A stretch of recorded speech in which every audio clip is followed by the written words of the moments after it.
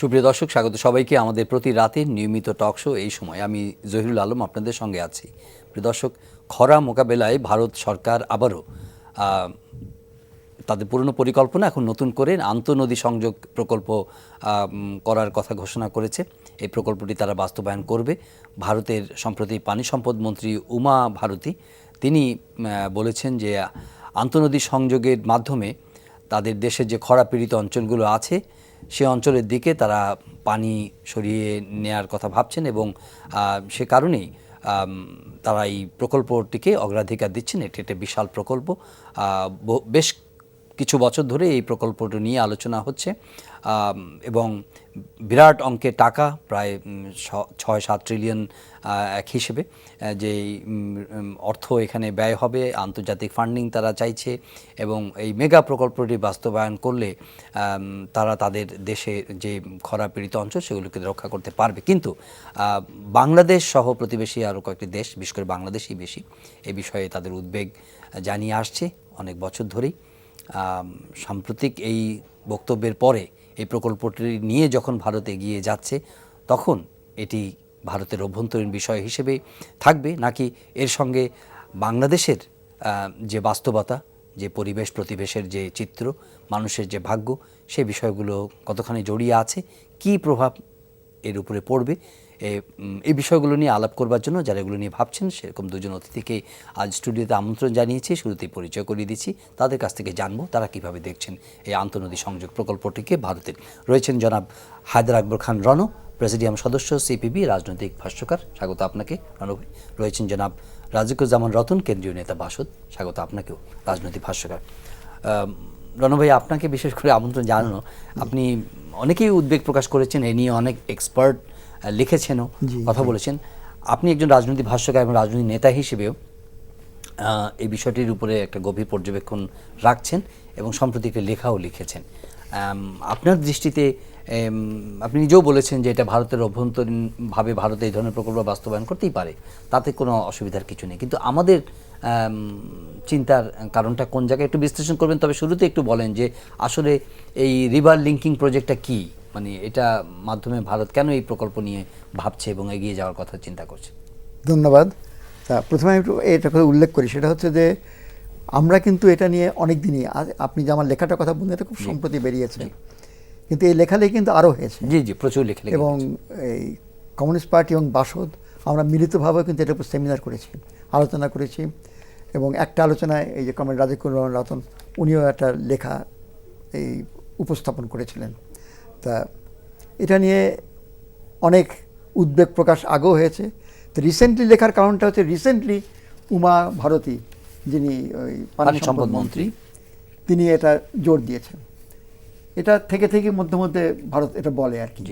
প্রথমে প্রয়াত ভারতের যে প্রাক্তন রাষ্ট্রপতি আবুল কালাম বৈজ্ঞানিক, তিনি এটার উপর খুব জোর দিয়েছিলেন। তারপরে বাজপেয়ীর আমলেও এটা নিয়ে কথাবার্তা উঠেছিল। এমনকি ভারতের কি বলে সুপ্রিম কোর্ট, তারা বলেছে 2016 সালের মধ্যে এটাকে বাস্তবায়িত করতে হবে। আমি বুঝতে পারি না কী করে সুপ্রিম কোর্ট এটা বলে, কারণ এটা ভারতের অভ্যন্তরীণ ব্যাপার মোটেই নয়। যে নদী দুটো দেশের মধ্যে দিয়ে গেছে, সেই ক্ষেত্রে ভাটির যে নদী, ভাটির দেশ, তার স্বার্থের কথা ভাবতেই হবে। এবং এটা কেবলমাত্র একটা নৈতিক ব্যাপার শুধু নয়, এটা একটা আইনের ব্যাপারও বটে। এটা 1997 সালে জাতিসংঘে একটা আইন পাশ হয়েছিল, একটা সাধারণ পরিষদে এই নদী কনভেনশনটা পাশ হয়েছিল। তা সেটা আইনে পরিণত হতে 36টা ভোট লাগে। তো ওইখানে ভোটাভুটির সময় আমরা বাংলাদেশ কিন্তু এটা পক্ষে ভোট দিয়েছিলাম। ওর 7ক এবং 7খ এই দুটো ধারায় স্পষ্টভাবে বলছে যে ভাটির দেশ যারা, তাকে ক্ষতিগ্রস্ত করে বা তাকে প্রভাবিত করতে পারে এমন কিছু উজানের দেশে করতে পারবে না, এবং করলে তাকে কম্পেনসেশন দিতে হবে তার পরামর্শ ছাড়া। তো যখন আমি এটা ডিটেলস পরে আসছি, কি মোটামুটি কথা হচ্ছে যে গঙ্গা এবং ব্রহ্মপুত্র থেকে যে পানিটা আমাদের এখানে আসে তার সরিয়ে নেওয়া হবে। সেটা কি আমি আপনাকে একটু পরেই হয়তো বলবো ডিটেলসটা, যদি সময় থাকে। কথাটা হচ্ছে যে তাহলে আমরা এফেক্টেড হচ্ছি, যেভাবে ফারাক্কা আমরা এফেক্টেড হয়েছি, তিস্তা আমরা এফেক্টেড হয়েছি। এরকম এই নদী প্রকল্পটা যদি বাস্তবায়িত হয়, নদী সংযোগ প্রকল্প, আমরা দারুণভাবে এফেক্টেড হব, এমনকি আমরা পানি শূন্য হয়ে যেতে পারি। হই বা না হই, আমাদের পারমিশন ছাড়া, আমাদের সঙ্গে আলাপ আলোচনা করা ছাড়া, আমাদের অনুমতি নেওয়া ছাড়া তারা এটা করতে পারে না, according to international law. International law. এবং এটা লতে পরিণত হয়েছে 2014 সালে। প্রথমে পাশ হয়েছিল 1997 সালে জাতিসংঘে সাধারণ অধিবেশনে। সেখানে অবশ্য ভারত এবং চায়না এর বিরুদ্ধে ভোট দিয়েছিল, কারণ ভারত অনেকগুলো জায়গা বাদ দিচ্ছে ভাটির দেশকে, ভাটির দেশ বাংলাদেশ, ক্ষতিগ্রস্ত হচ্ছে বাংলাদেশ, ক্ষতিগ্রস্ত হচ্ছে বাংলাদেশ। চীনও তো দিয়েছে, চীনও দিচ্ছে একই জিনিস, সেখানে তো ভারত ভাটির দেশ, সেখানে আবার ভারত ভাটির দেশ, ভারত সেখানে প্রতিবাদ করে, কিন্তু একই জিনিস অ্যাপ্লাইজ টু দেম অলসো। তো যাই হোক, তারা এগেনস্টে ভোট দিয়েছিল, তার সত্ত্বেও এটা পাশ হয়েছিল। তারপরে পাশ হলো, এটাকে আইনে পরিণত করতে 36টা ভোট লাগে, 35টা ভোট না, সিগনেচার লাগে আর কি।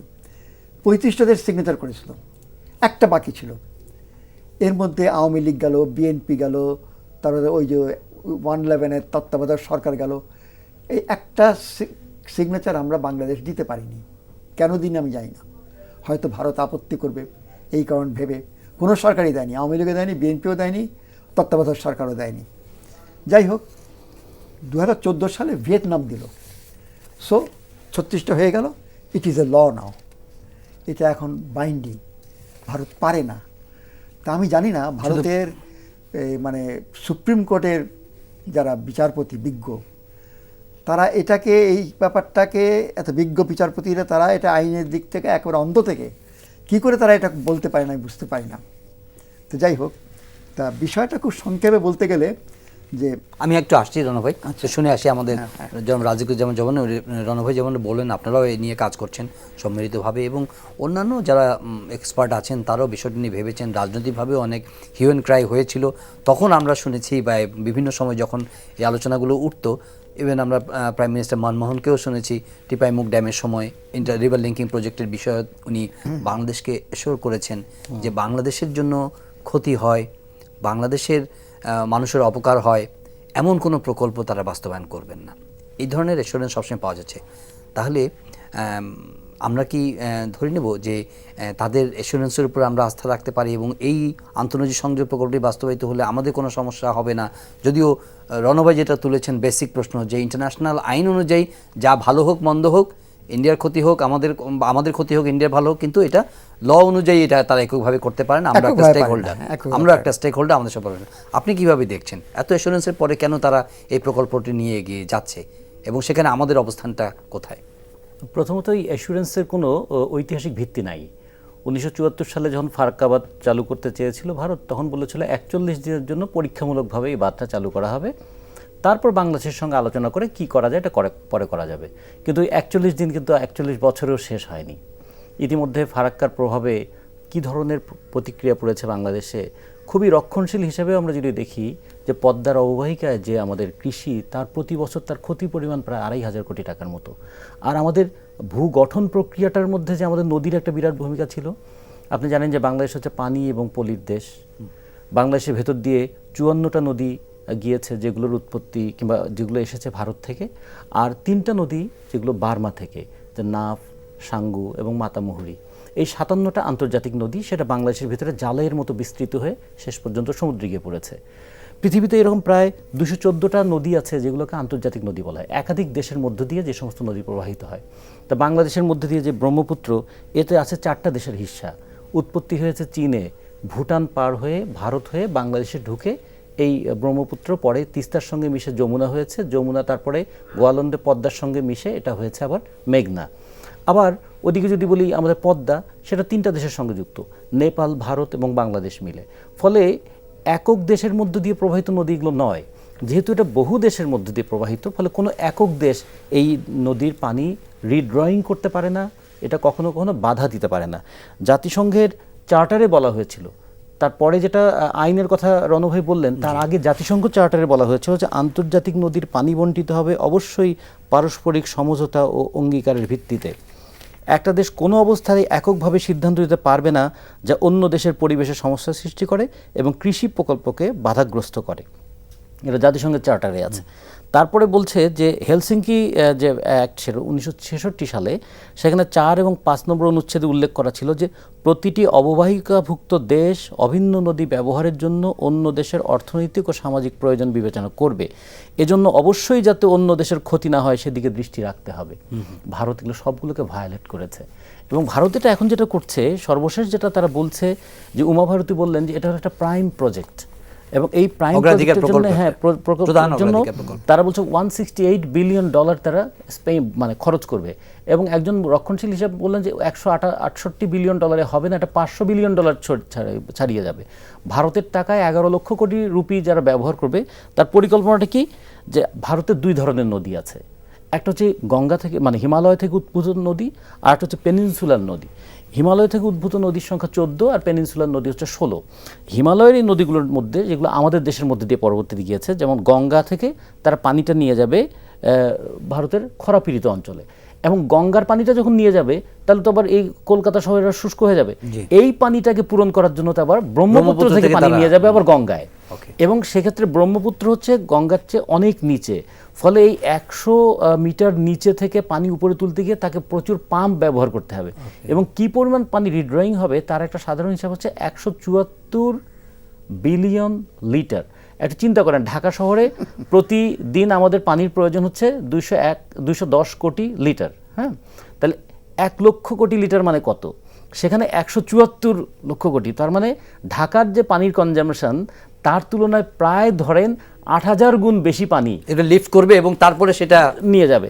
তাহলে ব্রহ্মপুত্র লিফট করবে 5 ধাপে 100 মিটার, হ্যাঁ 100 মিটার। তাহলে এই পানিটা যখন চলে যাবে, ব্রহ্মপুত্র হচ্ছে বর্ষা মৌসুমে আমাদের ব্রহ্মপুত্র এবং পদ্মা মিলে বর্ষা মৌসুমে আমাদের মোট পানির 90% তারা শুষ্ক মৌসুমে 90% তারা সাপ্লাই করে, আর বর্ষা মৌসুমে যেহেতু বৃষ্টিবাহিত পানিও আসে সেই সময় 80% তারা সাপ্লাই করে, ফলে গোটা দেশের ভূপ্রকৃতির একটা ভয়াবহ পরিণতি হয়ে যাবে।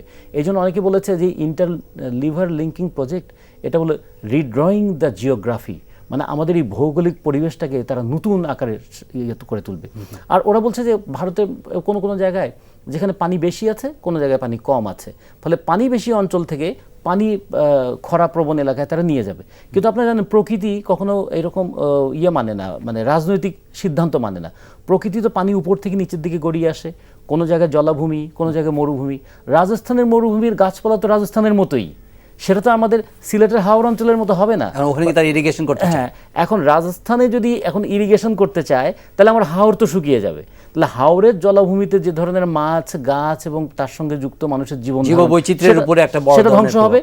আবার এই পানি রাজস্থানে গেলে রাজস্থানের এতদিনের যে জীববৈচিত্র্য সেটাও আবার ধ্বংস হবে, ফলে মাঝখান থেকে একটা রাজনৈতিক পরিকল্পনায় প্রকৃতি বিধ্বংস হবে, সবচেয়ে বেশি ধ্বংস হবে আমাদের অর্থনীতি। আচ্ছা, আপনি রানু ভাই, এই আলোচনাটা আমরা যেমন বুঝতে পারছি যে পরিবেশ প্রতিবেশের উপরে যে কি ধরনের অ্যাডভার্স বিরূপ প্রভাব পড়বে সেটা ভারতেও বলছেন, বাংলাদেশ তো অবশ্যই ক্ষতিগ্রস্ত হবে। কিন্তু এই জিনিসটা কি রাজনৈতিক সিদ্ধান্তই শুধু? সেখানে কি কোনো এক্সপার্ট নেই যারা এই বিষয়গুলো নিয়ে আলোচনা করছে এবং এর ভালো মন্দ নিয়ে পরামর্শ দিচ্ছে? এত ডিটেলস আমি জানি না, তবে নিশ্চয়ই কিছু আছে। যেমন টিপাই মুখের ক্ষেত্রে ওদেশই আপত্তি উঠেছে, এবং আমরা তো অ্যাকচুয়ালি যেটা উনি বললেন সেটা হচ্ছে যে দুটো নদী, প্রধানত দুটো নদী, ব্রহ্মপুত্র এবং গঙ্গা, এই দুটোকেই ডাইভার্ট করবে। গঙ্গার পানি নিয়ে যাবে যমুনা দিয়ে, অনেকগুলো খালটাল কেটে নিয়ে যাবে রাজস্থান, সেইটাকে পূরণ করবে ব্রহ্মপুত্র দিয়ে। ব্রহ্মপুত্র এসে আবার ফারাক্কার কাছাকাছি এসে এর সঙ্গে যুক্ত হবে, সেইটা আবার নিয়ে যাবে দাক্ষিণাত্যে অনেকগুলো খালটাল কেটে কুটে। এটা একটা হিউজ ব্যাপার, একটা অদ্ভুত উদ্ভট পরিকল্পনা আমি মনে করি। এবং উনি ঠিকই বলেছেন, সেটা হচ্ছে যে আমরা প্রকৃতির সঙ্গে বসবাস করতে পারি, প্রকৃতিকে কাজে লাগাতে পারি, কিন্তু প্রকৃতিকে ওলটপালট করতে পারি না। এটা সম্ভব না, এটা বাস্তব না। এখন এর মধ্যে কিছু পলিটিক্যাল ব্যাপার আছে। গঙ্গার পানি নিয়ে এসছি, ফারাক্কার পয়েন্ট দিয়ে নিয়ে এসে অনেকগুলো খালটাল গিয়ে দাক্ষিণাতে নিয়ে যাব, কেরালা, তামিলনাড়ু, এসব জায়গায়। এখন বিজেপি বলে, দেখো গঙ্গার পবিত্র পানির জন্য তোমাকে গঙ্গায় উত্তর ভারত যেতে হচ্ছে না, তুমি দক্ষিণে বসে পাবে। এখন উত্তরের পানি দক্ষিণে, পূর্বের পানি পশ্চিমে, এটা তো উদ্ভট ব্যাপার। আমার মনে হয় যে সেখানেও সেন্সেবল লোক থাকা উচিত আছে। কিন্তু আমি তো অবাক হয়ে যাই যখন সুপ্রিম কোর্ট বলে যে এটাকে মানে প্রেফারেন্স দিয়ে এটাকে 2016 সালের মধ্যে না, সেটা কিভাবে সম্ভব? কি করে সেটা হয়? কতদিন আগে বলেছে? এই তো কিছুদিন আগে। না, সুপ্রিম কোর্টের এটা একটা রায় প্রকল্পটাতে তো এক ধরনের একটা টাইম ফ্রেম আছে এই বাস্তবায়নের জন্য, সেটা এটা অ্যাটলিস্ট বছর দুয়েক আগে। 14-15 বছরের আগে তো এটা বাস্তবায়ন হবে না। না না না না, এই কোর্ট যেটা বলেছিল 2002 সালে তারা একটা মামলা করেছিলেন যে শুষ্ক এবং খরাপ্রবণ এলাকায় মানুষের তো পানি প্রয়োজন। জি। এইবার দেখুন আইপিএল খেলাটা যখন হচ্ছে তখন ভারতের কোর্ট একটা কথা বলেছে, যখন 30 কোটি মানুষ খরায় আছে তখন তোমরা ওই ক্রিকেট মাঠ ভেজানোর জন্য লক্ষ লক্ষ লিটার পানি খরচ করছো, এটা কি মানবিক? তো এইরকম প্রশ্ন তুলে সুপ্রিম কোর্টকেও কোনোভাবে একটা রায় তারা নিয়েছিলেন যে ভারতের খরাপ্রবণ এলাকাগুলোতে তারা পানি সরবরাহ করতে চায়। বুঝি। কিন্তু এর পিছনে উদ্দেশ্যটা ছিল ভারতের বৃহৎ পুঁজিপতিদের একটা অংশ। আপনারা জানেন 1995 সালে বিশ্বব্যাংকের ভাইস প্রেসিডেন্ট ইব্রাহিম মেডেলকেন বলেছিলেন যে আগামী এই শতাব্দী, মানে তখন তো 1995 সাল, আগামী শতাব্দী আসবে পানি নিয়ে যুদ্ধের শতাব্দী। তখন আর তেল নিয়ে যুদ্ধ হবে না, পানি নিয়ে হবে। ফলে পানি ব্যবসায়ীরা যে কি ভয়ঙ্কর শক্তিশালী হয়ে উঠেছে। আমাদের দেশে দেখুন, আমরা পানির দেশ, এখন 1 লিটার পানি আমরা 20 টাকা দিয়ে কিনে খাই। ফলে যদি পানিটাকে একটা ব্যবসার পণ্যে পরিণত করা যায় তাহলে এটা কত বড় লাভের বিষয় হতে পারে। এবং ব্যবসার পণ্যে পরিণত করতে গেলে প্রথমে তাকে আপনাকে ক্রাইসিসে ফেলতে হবে। আপনি কি 20 বছর আগে 25 বছর আগে ভাবতে পারতেন পানি যে কিনে খাবো? বাংলাদেশের মানুষ পানি কিনে খাবে? এখন পানি কিনে খাওয়াটা এত ইনএভিটেবল হয়ে গেছে যে বিশ্ববাজারে যখন তেলের দাম কমতে কমতে $40 এসছে পার ব্যারেল, তখন 1 লিটার পেট্রোলের দাম পড়ে 25 টাকা। আর আমরা এখন বাংলাদেশে 1 লিটার পানি কিনে খাই 25 টাকায়। ভাবা যায়? কিন্তু এমন প্রয়োজন যে পেট্রোল ছাড়াও আপনার চলতে পারবে, পানি ছাড়া তো আপনি চলবেন না। এই কারণে এই পানি আমাদের প্রয়োজন খাবারের জন্য, পানি প্রয়োজন আমাদের কৃষির জন্য, পানি প্রয়োজন আমাদের পরিবহনের জন্য, পানি প্রয়োজন আমাদের জীববৈচিত্র্য রক্ষা করার জন্য। এই সমস্ত কিছুর উপর ভারতীয় পুঁজিপতিরা একটা কন্ট্রোল তৈরি করতে চায়। তারা ভারতীয় জনগণের উপর যেমন করতে চায়, পাশের দেশ বাংলাদেশকেও এই পানি আগ্রাসনের মধ্য দিয়ে তারা একটু কুক্ষিগত করেও রাখতে চায়। জনাব হায়দার আকবর খান রনু, আমরা একাডেমিক বিশ্লেষণের পাশাপাশি উদ্বেগ উৎকণ্ঠা প্রকাশের পাশাপাশি আর কি উদ্যোগ আমাদের পক্ষ থেকে আপনি দেখছেন? যদিও আপনি বলছেন যে এই বিষয়টি নিয়ে শুধু আজকে না, উমা ভারতী সম্প্রতি কথা বলেছেন বলে এই লেখাটি আসছে বা আপনারা বা অনেকেই কথা বলছেন, কিন্তু এটা অনেকদিন আগে থেকে এই প্রকল্প নিয়ে আলাপ হচ্ছে। বাংলাদেশ তার স্বার্থ রক্ষার জন্য কি উদ্যোগ নিচ্ছে? আমরা কতগুলো স্টেপ নিতে পারি? না, এখন মধ্যে কিছুই নেয়নি, অন্তত আমার জানা নাই। মানে এটা কেন? মানে আমাদের কোনো আসলে দুশ্চিন্তার কিছু নাই? আপনি আমাদের যেমন সরকারের খুব বেশি দুশ্চিন্তা মানুষ নিয়ে তো নাই। আনফর্চুনেটলি আমরা যে পর্যন্ত যে কটা সরকার পেয়েছি তাদের ঘাড়ের উপর কিছু না পড়া পর্যন্ত তারা জনগণের স্বার্থ নিয়ে খুব বেশি চিন্তা করে বলে তো মনে হয় না। দেখিনি, টিপাই মুখ নিয়েও দেখলাম না, ফারাক্কা নিয়েও আমরা অপোজিশনে থাকলে আমরা খুব ওটা হইচই করি, পজিশনে গেলে করি না। যাই হোক, তো এটা নিয়ে তো আমি অন্তত আপনি দেখেছেন নাকি আমি জানি না, আমি কোনো উদ্বেগ বা কোনো কিছু দেখি আশ্বাসেই আস্থা রাখতে চাই। এই যে বললে যে যেমন ধরেন মোদি এসে বলে গেলেন যে পাখি, কি সুন্দর কাব্যিক ভাষায়, পাখি, বাতাস আর নদীর পানির এর কোনো নাই, সীমানা নাই, এর কোনো সীমানা নাই, কিন্তু বার্তা দেওয়া হচ্ছে, তো সরানো হচ্ছে। যাই হোক, এখানে একটা কতগুলো মানে আমি কোনো উদ্বেগ, যেটা করা উচিত সেটা হচ্ছে প্রথম কথা ভারতের কাছে আমাদের সরকারের পক্ষ থেকে এটার প্রতিবাদ জানানো উচিত এবং তাদের কাছে বলা উচিত যে তোমাদের ডিটেলসটা দাও এবং আমাদের সঙ্গে পরামর্শ করো। এটা জাতিসংঘও তুলতে পারি আমরা। গেল। আর কিন্তু একটু বলি, তাছাড়া রিভার লিঙ্কিং প্রজেক্টের ব্যাপারে কি হয়েছে আমরা এখন জানি না, কিন্তু টিপাইমুখ ড্যাম যখন হয়েছিল তখন তো তারা যে অ্যাসুরেন্সটা দিয়েছেন সেটাকে সাবস্টেন্সিয়েট করার জন্য বাংলাদেশ থেকে প্রতিনিধি দলকে তারা নিয়ে গিয়েছিলেন, সাংবাদিক প্রতিনিধি দল নিয়ে গিয়েছিলেন, তাদেরকে ওই ঘটনাস্থলে নিয়ে দেখিয়েছেন যে it is not something that detrimental or মানে উইল ইম্প্যাক্ট বাংলাদেশের ইন্টারেস্ট, এটা তারা বোঝানোর চেষ্টা করেছে। আমরা কি এবং সেটার কারণ দেখেন, সেটা কত বড় প্রতারণামূলক ছিল। আমাদের এরা দেখে এসে বললেন আমরা হেলিকপ্টার থেকে উপর থেকে দেখেছি, আমাদের প্রতিনিধি দল বললেন, সংসদীয় প্রতিনিধি ছিল প্রতিনিধি, তারা বললেন হেলিকপ্টার থেকে দেখেছেন। আর ভারতের মণিপুর রাজ্যের জনগণ তারা আন্দোলন করে ওটাকে ঠেকিয়ে দিল। এখানে কিন্তু বাংলাদেশ গভর্নমেন্টের কোনো ভূমিকা ছিল না। আচ্ছা, তারা আশ্বাস সেটাতে বিশ্বাস করতে চেয়েছিলেন, আমরা বললাম আশ্বাসের কথা নয়।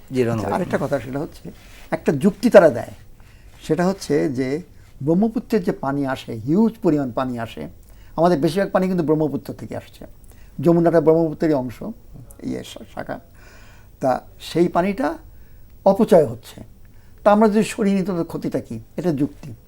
আসলে এটা অপচয় নয়। কিন্তু প্রথম কথা, হ্যাঁ ঠিক আছে, সব পানিটা এসে সমুদ্রে যাচ্ছে ঠিকই, এই যে প্রবল স্রোতে সমুদ্রে যাচ্ছে তাতে কিন্তু আমরা ওই জোয়ারের পানিটাকে ঠেকাচ্ছি।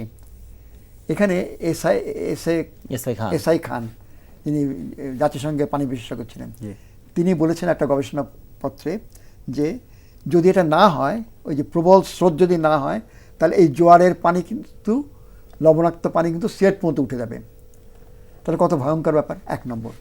2 নম্বর হচ্ছে যে এই যে পানিটা আসছে, আমরা কিন্তু সবসময় একটা বন্যা ব্যাপার স্যাপার থাকেই, এবং বাংলাদেশ কিন্তু পলিমাটি দ্বারা গঠিত, এবং এই নদীগুলোর আশপাশ অঞ্চলগুলো অববাহিকাতে কিছু বন্যা টাইপের জিনিস বড় আকারে না হোক সবসময় প্লাবিত হয়, এতে পলিমাটি পড়ে।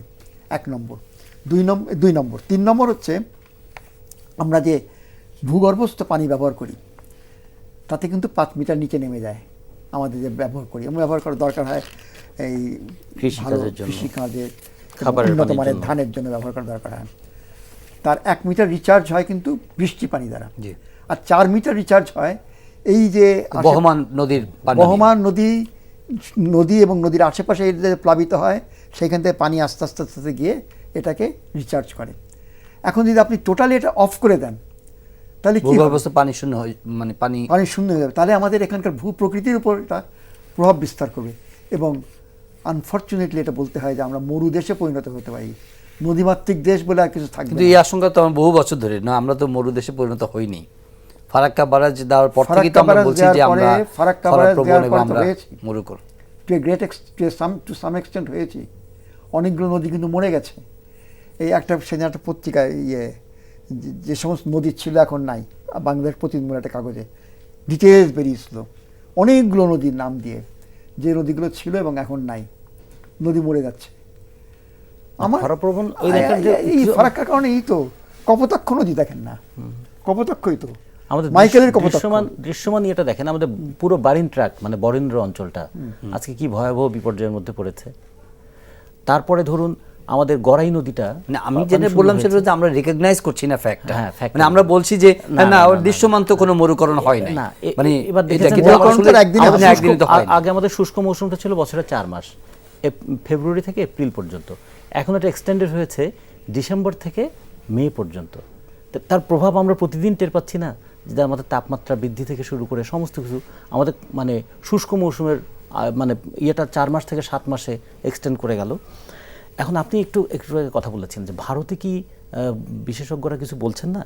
এখানে আমি 5 জন বিশেষজ্ঞের নাম বলবো। একজন হচ্ছেন ওনার নাম হলো ডক্টর লাথা আনন্ত, উনি ডাইরেক্টর রিভার রিসার্চ সেন্টার।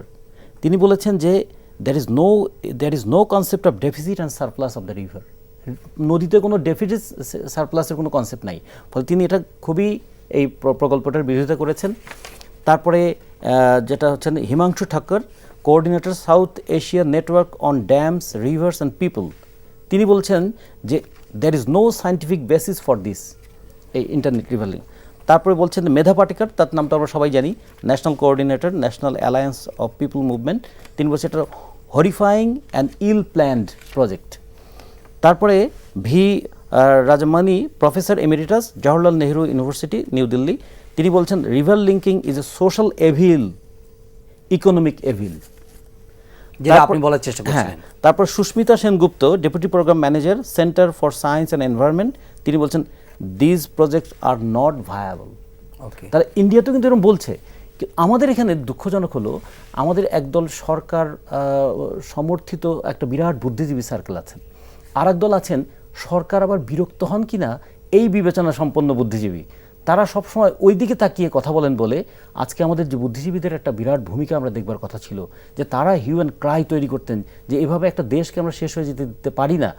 এবং আমরা একটা পার্শ্ববর্তী দেশ, যেমন কানাডার প্রধানমন্ত্রী ট্রুডো বলেছিলেন যে আমেরিকার পাশে থাকাটা হলো হাতির পাশে থাকার মতো, ও একটা নড়াচড়া দিলেই ওর পায়ের নিচে আমরা পড়ে যেতে পারি। ফলে ভারতের এই বিশাল অর্থনৈতিক, রাজনৈতিক এবং সামরিক শক্তির পাশে আমরা যে দেশ, প্রতি মুহূর্তে আমাদের সতর্ক থাকা উচিত। সেটা নদী নিয়ে হোক, সেটা বাণিজ্য নিয়ে হোক, সেটা অর্থনীতি নিয়ে হোক, কিন্তু আমাদের সতর্কতার চাইতে স্বস্তির আগ্রহটা বেশি। মনে হয় যে ভারতের সহযোগিতায় ক্ষমতায় থাকতে পারাটাই আমাদের কাছে সবচেয়ে বড় জিনিস। এই ক্ষমতার জন্য জনতার ভাগ্য যেখানেই যাক না কেন, এটা কি সবার বেলায় এক? প্রায়। এবং আপনি দেখবেন যে গত ৪৫ বছরের আমাদের ইতিহাস, আমরা একবার হিসাবও করলাম না আমাদের দেশে কৃষির জন্য কত পানি লাগে, আমাদের জীবনযাপনের জন্য কত পানি লাগে। ২৪,০০০ কিলোমিটার দীর্ঘ আমাদের নদী ছিল। আমরা তো তিস্তার পানি বন্টন চুক্তি করেছি না, হয়নি এখন। না, সরি, আপনি গঙ্গার পানি বন্টন চুক্তি করেছেন, তিস্তার পানি বন্টন এখন গঙ্গার পানি বন্টন চুক্তিটাও দেখেন, এটা যা আমাদেরকে দেয়া হলো আমরা সেটা মেনে নিলাম, এবং এই চুক্তিতে কোনো এখানে গ্যারান্টি ক্লজ নাই। কোনো চুক্তি কি হতে পারে উইদাউট গ্যারান্টি ক্লজ? যে আমি আপনার সঙ্গে একটা চুক্তি করলাম, যদি না মানি তাহলে কি হবে? কিছু নাই। তার মানে এটা একদম অপরপক্ষের ইচ্ছা, অনিচ্ছা, সদিচ্ছা, তার উপর নির্ভর করে আমরা একটা চুক্তি করলাম, হচ্ছেও তাই। এবং হচ্ছেও তাই। যে কারণে ১৯৬৭ থেকে ১৯৭৪ সাল পর্যন্ত গঙ্গায় যে পানির ফ্লো ছিল তার প্রায় 1/5 নেমে এসছে আমাদের এখনকার অবস্থাটা। এবং পানিটা আবার বর্ষাকালে আমাদের যে স্বাভাবিক পানি তার তুলনায় ১১৭% পানি বেশি আসছে। তাহলে একটু আগে রণভাই একটা দারুণ কথা বলেছিলেন, আমাদের দেশটা গড়ে উঠেছে পলির প্রবাহে। প্রতি বছর ২,৪০০ কোটি টন পলি আসে আমাদের এই বড় বড় 3টা নদী দিয়ে। এই নদীর পানি এটা ঠেলে নিয়ে যায় সমুদ্রে। এই জন্য আমাদের এই দেশটাকে বলা হয় একটা অ্যাক্টিভ ডেল্টা, মানে প্রতি বছর 12.5 বর্গ কিলোমিটার করে নতুন ভূখণ্ড আমাদের সমুদ্রের চর হিসেবে জেগে উঠতো। সেই মাটিটা আসতো নদী দিয়ে। এখন যদি পানির প্রবাহটা না থাকে তাহলে মাটিটা নদীর বুকেই থেকে যাচ্ছে।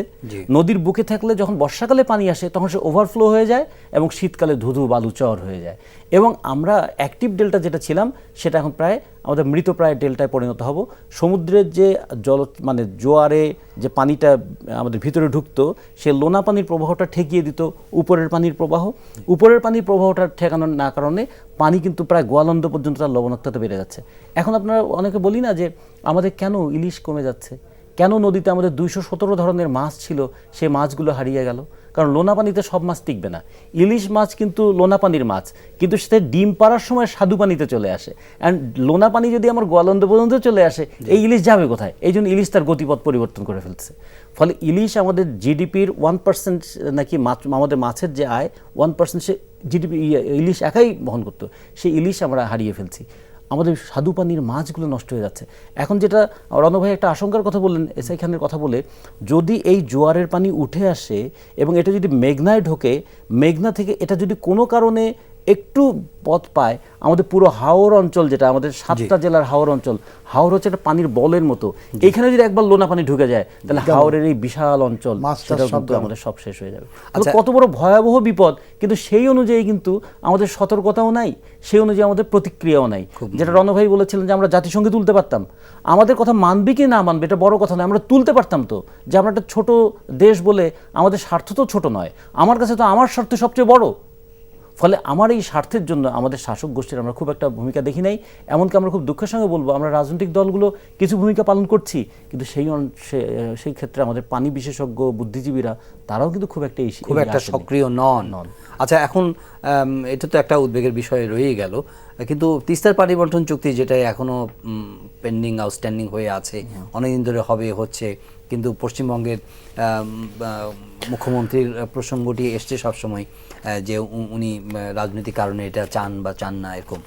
এখন তো আবার নতুন করে ক্ষমতায় উনি এলেন, আবার মুখ্যমন্ত্রী হিসেবে শপথ নিলেন।